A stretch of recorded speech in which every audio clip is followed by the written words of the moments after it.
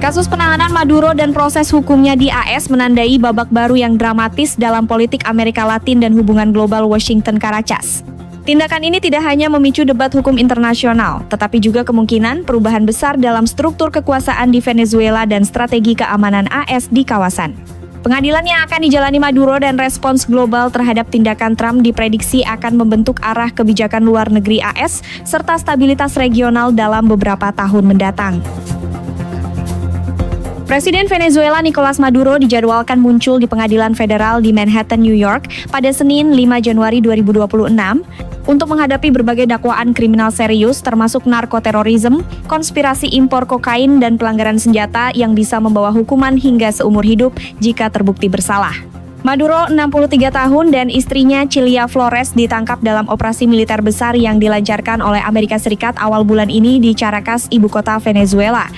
Pasangan itu kemudian diterbangkan ke AS dan ditahan di Metropolitan Detention Center di Brooklyn sebelum sidang pertama mereka dijadwalkan berjalan. Insiden ini menandai salah satu tindakan paling ekstrim dalam sejarah hubungan AS dan Amerika Latin sejak penahanan diktator Panama Manuel Noriega pada 1989, ketika seorang kepala negara yang sedang menjabat dipaksa menghadapi hukum AS di tanah AS.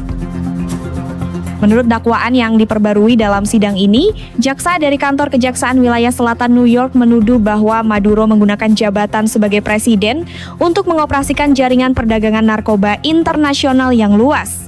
Dia dituduh bekerja sama dengan kartel besar seperti Sinaloa di Meksiko, FARC di Kolombia, dan geng violence seperti Tren de Aragua. Tuduhan menyatakan bahwa rezimnya menyediakan perlindungan militer, fasilitas negara, serta jalur diplomatik untuk mengirim ribuan ton kokain ke Amerika Serikat.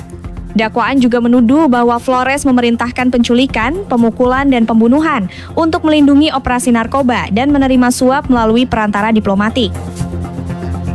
Penahanan Maduro terjadi melalui operasi militer oleh pasukan elit AS di Venezuela pada 3 Januari 2026, yang menurut laporan terdiri atas serangkaian serangan udara dan penyerbuan darat di sekitar Caracas. Banyak negara di dunia mengecam secara keras operasi tersebut sebagai pelanggaran hukum internasional dan kedaulatan nasional. PBB pun merespons serius tindakan ini. Menurut laporan, Dewan Keamanan Perserikatan Bangsa-Bangsa dijadwalkan membahas operasi AS di tengah pernyataan dari Sekretaris Jenderal Antonio Guterres yang menyebut tindakan tersebut sebagai preseden berbahaya bagi aturan hukum internasional.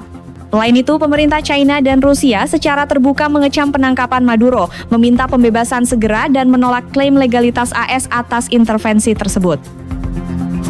Setelah tuduhan bahwa Maduro hanyalah dipindahkan melalui situasi paksa, Mahkamah Agung Venezuela mengeluarkan putusan untuk menunjuk Wakil Presiden Delcy Rodriguez sebagai presiden sementara guna menjamin kelangsungan pemerintahan dan mempertahankan kedaulatan negara. Rodriguez yang juga menjabat sebagai Menteri Minyak awalnya mengutuk operasi AS sebagai penyitaan ilegal sumber daya nasional, namun kemudian mengulurkan tangan untuk menjalin kerjasama dengan AS pada isu pembangunan bersama dan dialog damai. Di pihak lain, kader pemerintah Venezuela tetap menegaskan bahwa Maduro sah sebagai presiden dan menyebut penangkapan itu sebagai penculikan. Presiden AS Donald Trump mengatakan operasi ini semata untuk menegakkan hukum terhadap tokoh yang telah lama menjadi target dakwaan AS sejak 2020, tetapi ia juga memasukkan poin terkait masalah migrasi dan kontrol industri minyak Venezuela sebagai alasan tambahan atas langkah agresif tersebut. Trump bahkan mengisyaratkan potensi serangan militer lanjutan bukan hanya terhadap Venezuela, tetapi juga Kolombia dan Meksiko, jika negara-negara itu tidak berbuat lebih untuk menindak perdagangan narkoba yang memasuki AS.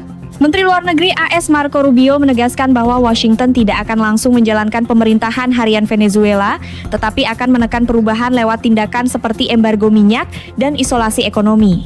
Di dalam negeri, sejumlah anggota parlemen Partai Demokrat mengkritik pemerintahan Trump karena diduga menyesatkan Kongres tentang rencana Venezuela dan tidak memberikan informasi yang memadai sebelum operasi dilancarkan. Pasca operasi, aktivitas harian di Caracas tampak lumpuh. Banyak usaha tutup, jalanan lengang, dan warga tampak cemas mencari kebutuhan sehari-hari di tengah ketidakpastian politik.